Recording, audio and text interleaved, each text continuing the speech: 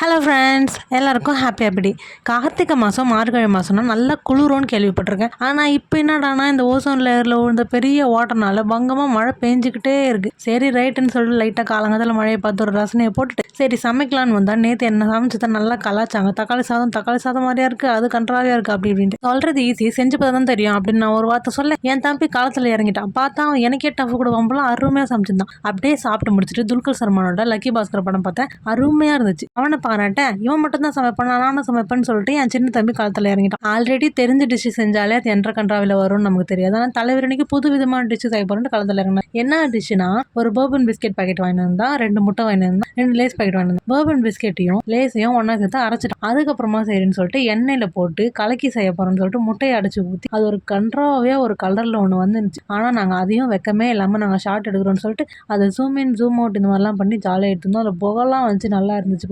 பார்க்கறதோட நிறுத்திக்கணும். Pregnant ladies, குழந்தைகள், இதயம் பலவீனமானவர்கள் இந்த டிஷ்ஷை ட்ரை பண்ணாதீங்கன்னு தாழ்மையுடன் கேட்டுக்கிறேன். அப்படியே நம்ம சேனலை சப்ஸ்கிரைப் பண்ணி சப்போர்ட் பண்ணுங்க. இதுக்கப்புறம் என்ன நடந்துச்சுன்ட்டு நீங்களே பாருங்க. என்னடா வெக்கமா? பொத்தி பொத்தி வளர்த்த புள்ள மேகலை, அதனால அதுக்கு வெக்க விட்டு போகல. நம்ப மாட்டாங்களா, நீ துப்பிட்டேன்னு நினைப்பாங்களா?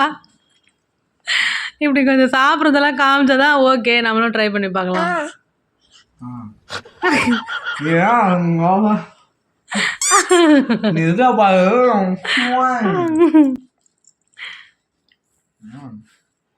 Acha guys.